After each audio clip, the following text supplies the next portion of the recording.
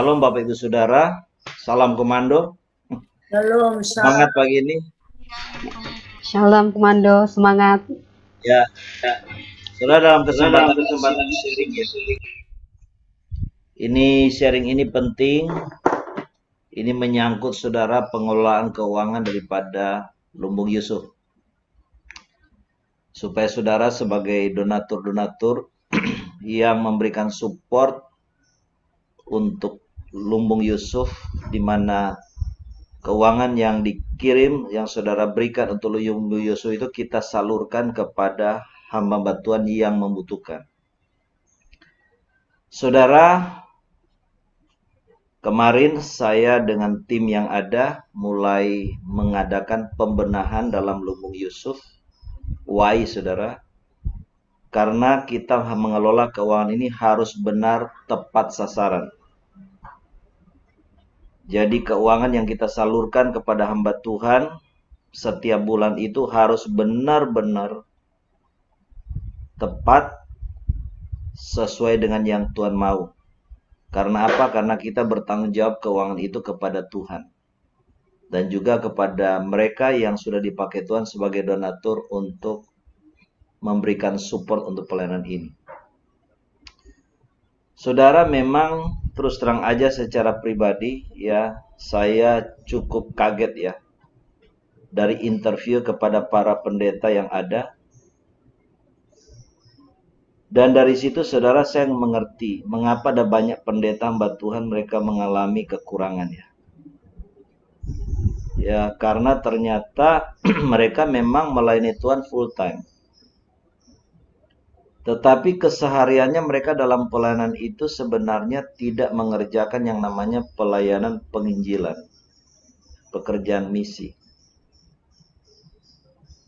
Padahal saudara, kalau mereka mengerjakan pekerjaan misi, Tuhan yang ajaib itu akan memberkati dalam hal finansial.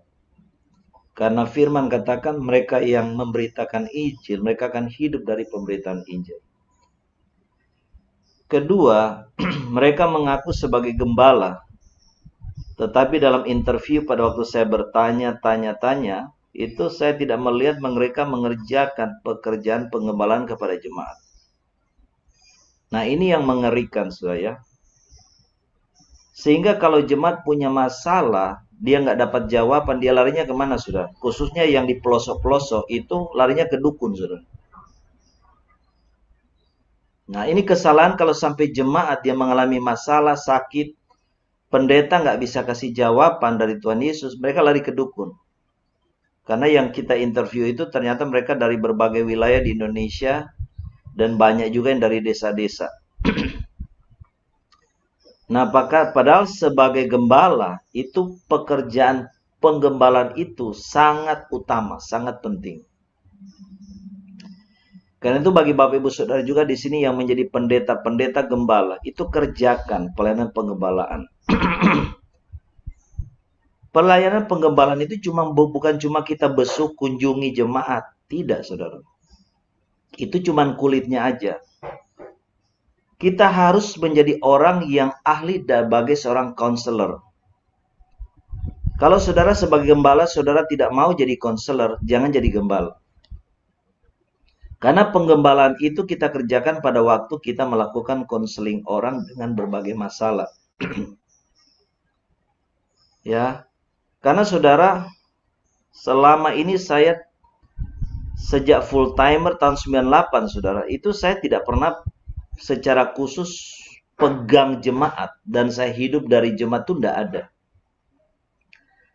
Tapi saya, saudara, mengerjakan tugas penggembalaan, di mana di samping saya menginjil, biasanya melalui radio, ya. Kemudian saya juga memang banyak orang cari untuk konseling, itu saya diberkati. Kalau saudara jemaat itu kita layani penggembalaan, kita menyelesaikan masalah-masalah mereka, kita doakan mereka, mereka mengalami mujizat, mereka diberkati Tuhan, pasti dia akan memberkati gembala-gembalanya. Nah, ini yang saya lihat tidak ada. Kemudian yang ketiga ini kelihatan sekali gembala ini kurang dalam hal mengajar jemaat. Ya. Lah kalau gembala tidak pernah mengajar jemaat, tentang kebenaran-kebenaran firman, ya, bagaimana jemaat bisa melakukan? Nggak pernah diajar, bagaimana dia tahu? Nah, ini saudara yang benar-benar kurang, ya. Yang ini yang menyebabkan saudara, saya lihat bahwa ini penyebab mengapa banyak pendeta gembala akhirnya mengalami kekurangan, saudara, ya. Karena hal seperti ini. Ya. Karena itu saudara juga yang ada para pendoa di Menara Jaga 24 jam untuk doakan ini. Memang saya lihat satu sisi adalah berarti para gembala ini kurang diperlengkapi. Ya. Memang kadang-kadang kita harus akui di sekolah-sekolah teologi itu terlalu akademis, terlalu teoritis, gitu ya. Sehingga akhirnya begitu tamat sekolah teologi jadi pendeta, mereka tidak tahu aplikasinya ngapain gitu loh. Ya, padahal bukan teoritis yang utama dibutuhkan oleh jemaat, tapi bagaimana mereka boleh mendapatkan pelayanan secara praktis yang tepat sasaran. Karena itu saudara, begitu saya tanya keseharian mereka apa, ada yang ngomong, ya saya bertani pak, ya saya ngaret. jadi kontradiksi gitu loh, ngomong di satu sisi full time, tapi di satu sisi yang mereka kerjakan rutinitas lebih banyak pekerjaan sekuler. Nah gimana Tuhan mau berkati gitu? Bukan berarti tidak boleh kerjakan sekuler, boleh aja saudara, boleh aja. Ya, karena Paulus pun mengerjakan, tapi bukan itu yang utama, gitu loh. Pelayanan itu yang utama. Baru kalau masih ada waktu mau tambah dengan sambilan ngojek atau sekuler, mas silakan aja. Ya, namanya kita kan tentu kepingin kehidupan lebih baik secara ekonomi keuangan. Dari sini saudara kita melihat saudara, dan kita perlu dukung doa ya buat hamba-hamba Tuhan ini. Supaya benar-benar 3 hal ini mereka kerjakan. Ya. Sebenarnya 3 hal ini saudara Tuhan Yesus kerjakan. Ya, menginjil, saudara sudah jelas Yesus keliling kemana-mana memberitakan Injil. Penggembalaan, Yesus kerjakan itu. Buktinya Yesus masih sempat waktu untuk melakukan konseling pribadi, walaupun di depan umum kepada perempuan Samaria yang sudah punya 4 suami. Itu pelayanan penggembalaan, saudara. Mendoakan orang-orang sakit, itu pelayanan penggembalaan, ngusir setan. Itu semua bagian daripada pelayanan penggembalaan untuk menyelesaikan masalah-masalah jemaat. Kemudian apa? Mengajar. Nah saudara, biarlah hamba-hamba Tuhan yang ada itu benar-benar meneladani sosok Tuhan Yesus sebagai gembala agung, gembala yang amat sangat baik. Ya, karena saya pun saudara, sejak awal saya mulai melayani waktu remaja sampai saya dipanggil Tuhan full time, ya, saya itu bukan utamanya gelar teologi ya.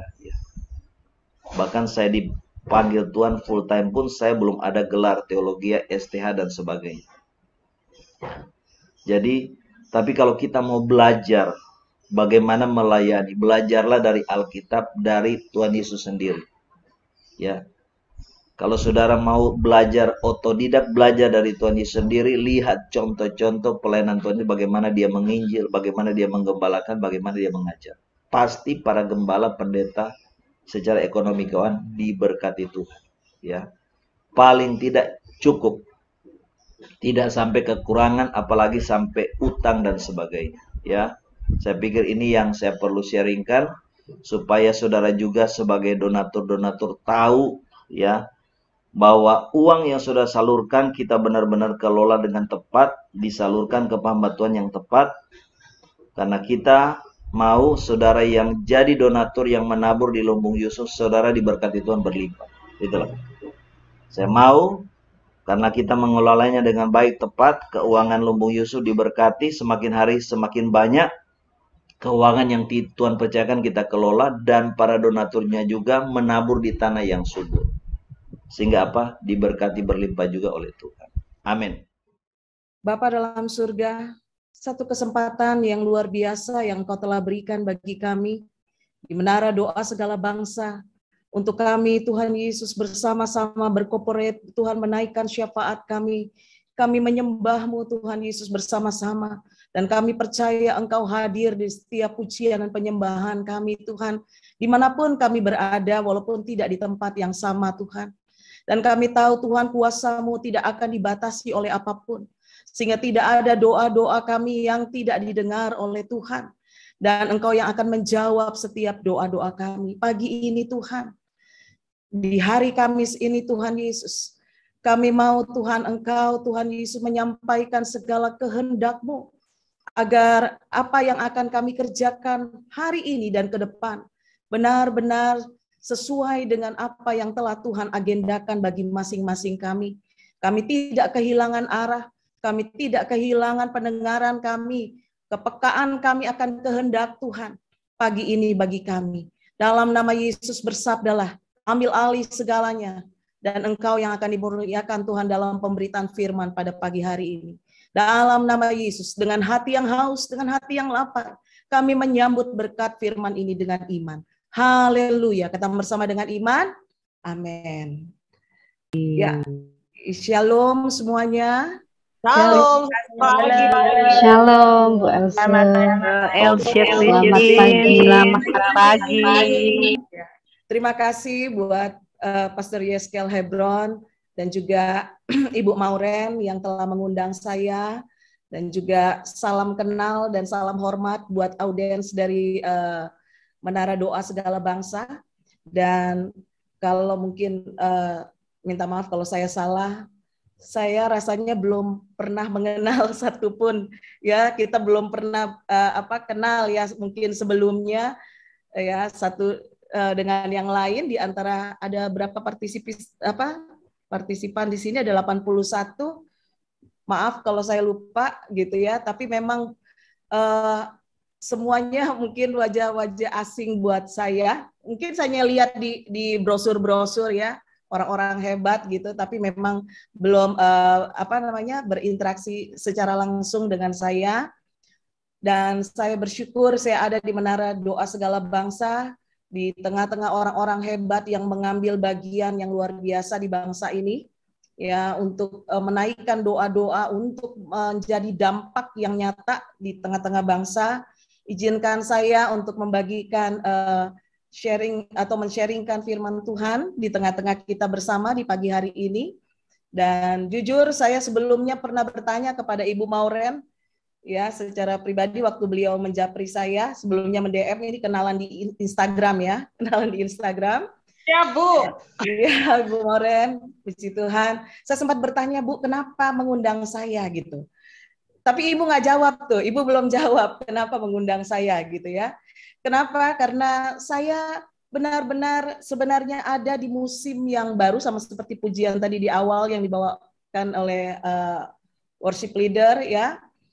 Benar-benar ada di satu musim yang baru oleh kekuatan Tuhan, di mana 2 bulan lalu suami saya, Pendeta Jeffrey Tambayong, yang pasti lebih banyak dikenal dibandingkan saya gitu ya, kepada kita semua, dipanggil Tuhan, di mana oleh kekuatan Tuhan saya masih bisa berdiri tegak saat ini, karena saya punya harapan ke depan. Saya kenal Tuhan Yesus dengan baik, dan saya tahu betul tentang kekristenan bahwa suami saya hanya mendahului ke surga. Suami saya telah menerima dahulu mahkota kehidupan yang sudah Tuhan berikan. Sesudah apa yang telah dia lakukan di dunia ini, tentu secara manusia ada pasti ada yang salah, tidak ada yang sempurna. Dan saat ini saya meneruskan juga pelayanan beliau di gereja yang kecil sebenarnya, GBI Kemuliaan Kasih Agape, yang walaupun sudah berusia memasuki ke 24 tahun. 24 tahun di GBI Kemuliaan Kasih Agape Malaka Country. Kami hanya 250 jemaat, itu pun termasuk anak sekolah minggu karena tempat kami tidak besar. Tapi puji Tuhan, dari gereja yang kecil ini, sama seperti yang tadi sempat disinggung oleh Pastor Yeskel, ya, gereja yang kecil ini belajar untuk berdampak di luar gereja. sehingga ada beberapa organisasi pergerakan nasional di mana suami saya jadi ketuanya dan saya juga menjadi pendiri di dalamnya, seperti Garda Mencegah dan Mengobati atau GMDM yang tahun ini memasuki tahun yang ke-14 tahun, yaitu organisasi anti narkoba. Pastor Yeri katanya seminggu lalu pernah pelayanan di sini ya Ibu Moren, dan beliau adalah juga bagian yang ada di dalamnya, di mana puji Tuhan gereja kecil kami ini telah diberikan Tuhan kendaraan ilahi yang tanpa tembok, di luar tembok, untuk menjangkau jiwa-jiwa yang ada di luar tembok.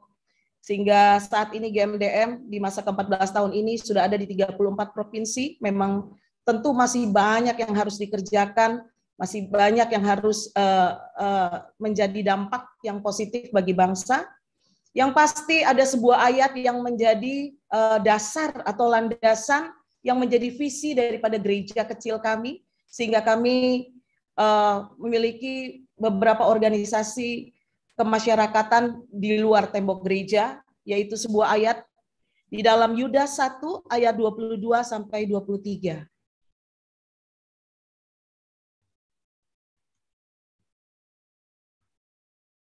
Yudas 1 ayat 22 sampai 23. Tunjukkanlah belas kasihan kepada mereka yang ragu-ragu. Selamatkanlah mereka dengan jalan merampas mereka dari api. Tetapi tunjukkanlah belas kasihan yang disertai ketakutan kepada orang-orang lain juga. Ya, ayat inilah yang menjadi visi utama daripada gereja kami, GBI Kemuliaan Kasih Agape, sehingga saat ini tentu di semua gereja pasti menghadapi namanya musim demi musim, badai demi badai, tapi memang Tuhan tidak pernah menjanjikan keadaan kita di dunia ini baik-baik saja. Tetapi yang luar biasa di mana kita dapat berjalan di tengah badai. Amin. Kita dapat menari di tengah hujan. Itulah janji Tuhan.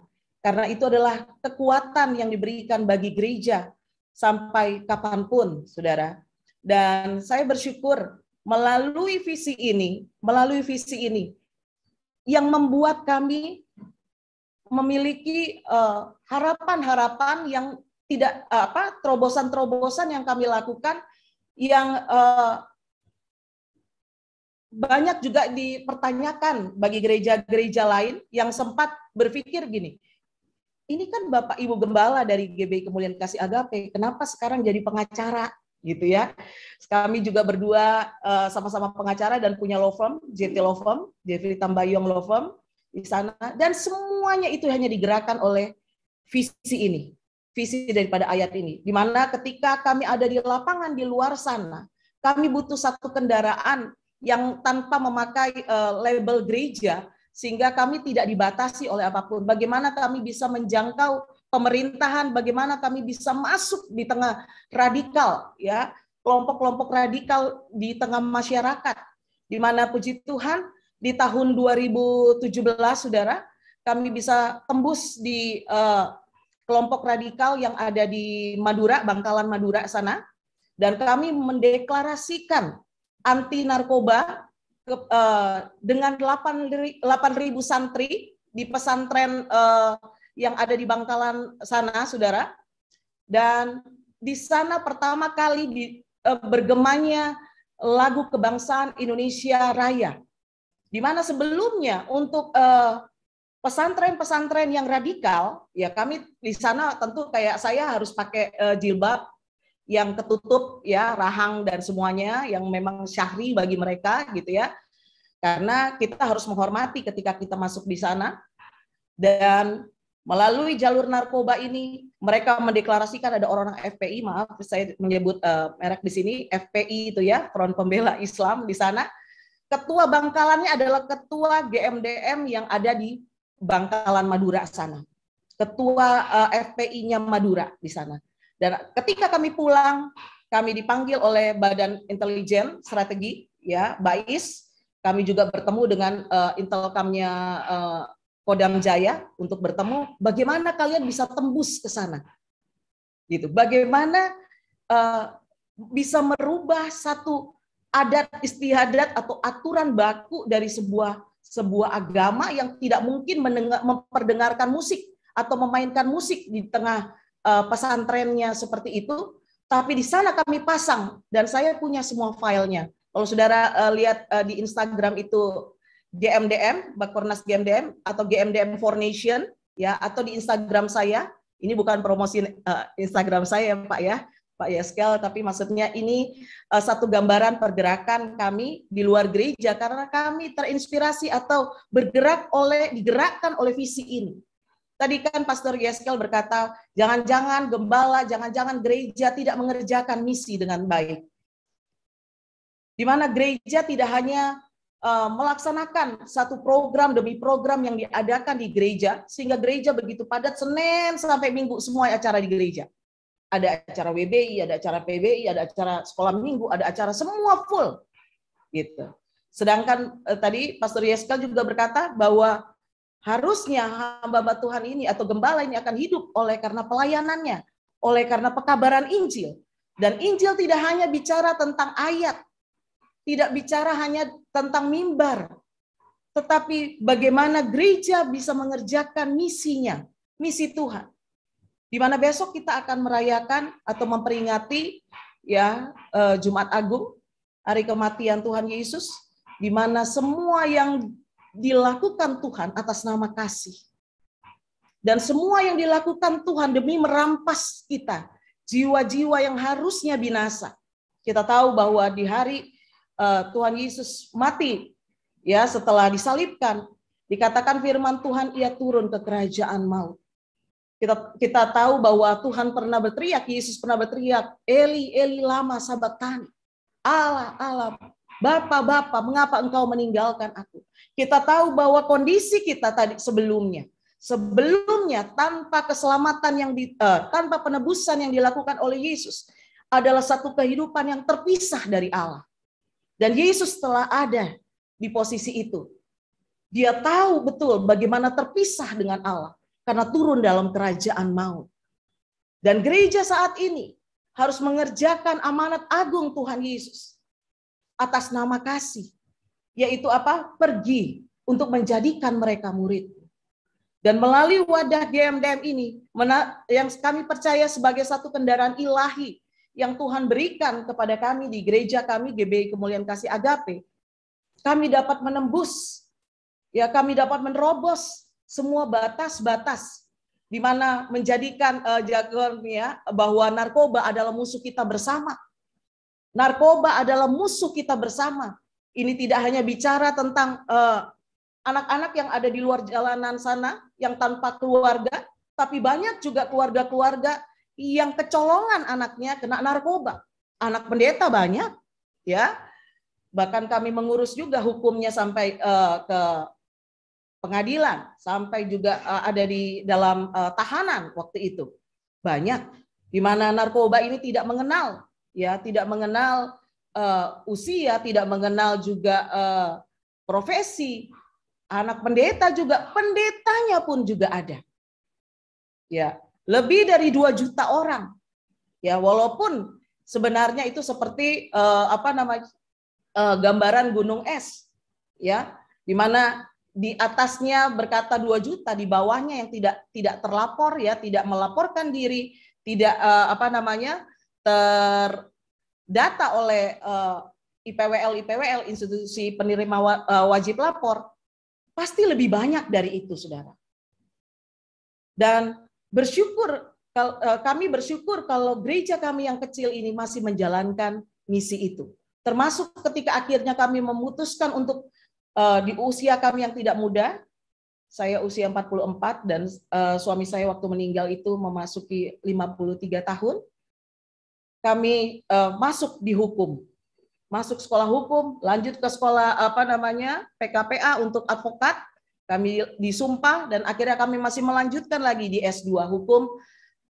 Sementara ini kami masih melakukan skripsi, ya, tesis, walaupun suami saya akhirnya tidak dapat melanjutkan karena beliau meninggal, dan tidak mudah bagi saya untuk terus melanjutkan tanpa pasangan saya karena beliau ini adalah ketuanya gitu. dan membutuhkan satu keputusan yang penting yang saya harus ambil dengan segala resiko yang ada di dalamnya. Tetapi saya percaya ada kekuatan Roh Kudus yang selalu menyertai saya ketika saya tetap melakukan misi saya, melakukan visi yang seperti yang Tuhan kehendaki, yaitu merampas jiwa-jiwa dari api. Dari semua apa yang dikerjakan, semuanya berdasarkan visi itu, berdasarkan misi itu, saudara. Sehingga akhirnya kami terjun ke dunia hukum, dan memang tidak mudah, karena dunia hukum penuh intrik ya, di mana banyak yang berkata bahwa masalah hukum bukan pandainya pengacara untuk menghafal semua pasal-pasal yang ada, undang-undang yang ada, tetapi bagaimana mengenal hakimnya. Dan kami ada di posisi itu.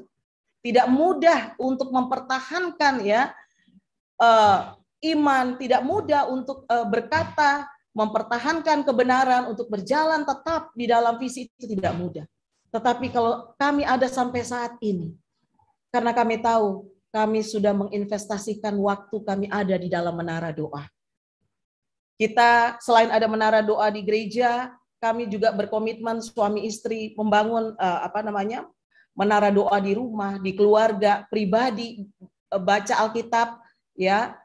Maaf kalau saya menyampaikan banyak kesaksian saya, karena saya ingin sekali bahwa apa yang saya sampaikan bukan saja hanya mengcopy ya khotbah-khotbah yang luar biasa, tetapi saya lebih percaya diri saya menyampaikan apa yang saya tahu dan apa yang saya kerjakan dalam menjalankan misi Tuhan, visi ini, sehingga saya rindu kita semuanya ada menjadi satu bagian daripada gereja Tuhan, baik yang berlabel gereja maupun sebuah komunitas-komunitas yang ada, tapi dalam mengerjakan misi. Amin. Sehingga kita tidak lagi menjadi gereja yang hanya menjalankan program di dalam gereja itu sendiri. Kita kelihatan sibuk, tetapi kita tidak mengerjakan panggilan Tuhan untuk menjadi berkat. Bagaimana mereka dapat mengenal Injil kalau tidak ada yang menyampaikan? Ada firman Tuhan yang berkata demikian. Harus ada yang pergi untuk menyampaikan Injil. Bagaimana kita dapat menjangkau mereka yang ragu-ragu sama seperti firman Tuhan ini? Di dalamnya memang banyak anak Tuhan. Ragu-ragu bicara juga satu perbantahan yang ada. Dia tahu tapi dia tidak mau melakukan ya. Kalau bicara tentang merampas jiwa-jiwa dari api, artinya mereka yang sudah menyerahkan hidup mereka ya kepada dosa. Tetapi Tuhan justru ingin kita merampas jiwa-jiwa itu. Lantas gereja bagaimana dia akan merampas jiwa-jiwa kalau dia tidak peka dengan segala keadaan yang ada di sekelilingnya? Padahal begitu banyak jiwa-jiwa, seperti yang Tuhan Yesus pernah katakan. Tuaian itu banyak. Kadang kita minta tuaian yang banyak Tuhan, tuaian yang banyak Tuhan. Tuhan sendiri berkata tuaian memang banyak, pekerjanya yang sedikit. Saudara, di tempat-tempat rehabilitasi, kalau kami punya satu yang kecil, kami memang punya satu, tapi kami juga kerjasama dengan beberapa rehab yang lain, ya rumah rehabilitasi narkoba. Saudara, kami memang punya hanya kecil, tetapi puji Tuhan, di dalamnya banyak sekali orang bergantian, mereka yang menjadi korban penyalahgunaan narkoba mendapatkan kesempatan untuk mengenal Yesus, mendapatkan kesempatan untuk mengenal kasih Tuhan melalui anak-anak Tuhan yang mau bergerak, walaupun dari gereja kecil ini. Gereja kecil kami dengan knowledge tentang narkoba, nafsa, kami membekali mereka melalui TOT sehingga mereka siap untuk menjadi berkat di luar sana. Sementara di tempat-tempat rehab, saudara, yang ada di dalamnya orang-orang yang menjadi berkat, orang-orang menjadi mentor adalah para mantan pecandu, junkies help junkies. Di mana banyaknya penginjil jebolan daripada sekolah-sekolah Alkitab. Di mana sekolah-sekolah Alkitab, sekolah-sekolah teologi tidak dibekali dengan pengetahuan tentang semua hal yang akan menjadi jangkauannya di luar. Narkoba memang bukan satu-satunya. Narkoba memang bukan satu-satunya. Ada kejahatan-kejahatan yang lain, yaitu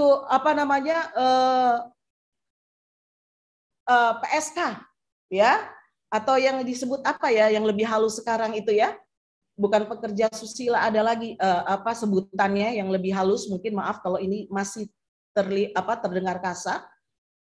Tetapi sekolah-sekolah Alkitab, sekolah-sekolah teologi tidak dilengkapi dengan pengetahuan-pengetahuan apa yang mereka bisa lakukan di luar sana. Bukan hanya bicara tentang Injil, tetapi ketika mereka berhadapan dengan orang-orang narkoba, mereka tahu mereka harus melakukan apa. Setidaknya knowledge tentang narkoba itu mereka tahu. Sehingga mereka harusnya punya banyak ladang-ladang misi untuk menjemput, untuk merampas jiwa-jiwa itu dari api, saudara. Ada banyak disabilitas di sana. Mereka yang membutuhkan kasih yang saat ini dikerjakan oleh Kemensos, ya, melalui IPWL kami, karena kami juga sudah IPWL, institusi penerima wajib lapor, yang sudah dikembangkan oleh Kemensos, bukan hanya mengerjakan soal korban narkoba, tetapi ada banyak disabilitas, ya, juga orang-orang yang yatim piatu di sana, gitu ya, seperti panti asuhan dan segala macam, di mana banyak sekali ladang-ladang dengan tuayan yang banyak yang harusnya bisa menjadi tuayan daripada pekerja-pekerja ini. Tetapi ini menjadi koreksi. Ini bukan menjadi satu hujatan ya, atau satu kritikan yang keras buat sekolah-sekolah teologi ya, atau sekolah-sekolah Alkitab, tetapi ini menjadi masukan saja, saudara.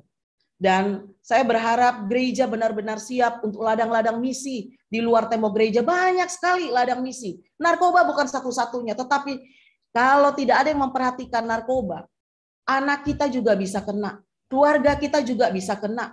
Di mana orang tua itu memegang peranan penting, keluarga itu memegang peranan penting. Sehingga kami juga memiliki satu statement bahwa keluarga adalah benteng utama pencegahan penyalahgunaan narkoba. Di mana knowledge tentang narkoba harus juga menjadi bagian daripada satu hal yang harus dicapai oleh sebuah keluarga, apalagi sekolah-sekolah Alkitab yang siap mengutus para pekerjanya di luar tembok gereja, saudara. Kita tidak mungkin menuai di gereja, ya. Kita tidak mungkin bisa merampas jiwa-jiwa dari api itu di gereja, tapi di luar gereja.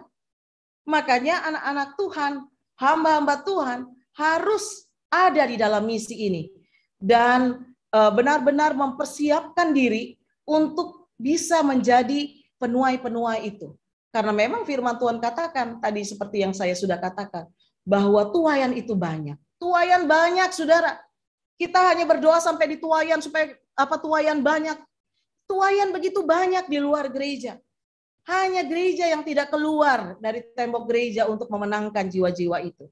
Melalui kesempatan ini, saya ingin kembali mengingatkan kita dalam minggu peringatan kematian Yesus serta kebangkitan Yesus. Ada amanat agung yang harus kita kerjakan. Amanat itu bicara satu mandat, perintah Tuhan. Di mana dalam satu perintah itu ada konsekuensi. Di mana harus ada ketaatan ketika kita tidak taat. Ada konsekuensi yang harus kita tanggung.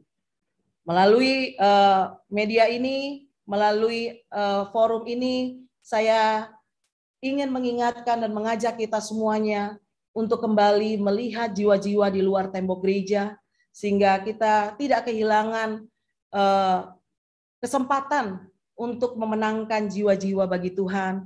Gereja selamat menuai jiwa sebanyak-banyaknya, karena memang banyak sekali jiwa-jiwa yang harus dimenangkan di luar gereja, dan biarlah misi daripada Tuhan itu tetap berkobar dalam hati kita, bahwa gereja ada untuk jiwa-jiwa yang dimenangkan oleh Tuhan.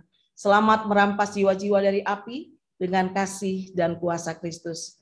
Amin. Puji Tuhan. Saya akan berdoa.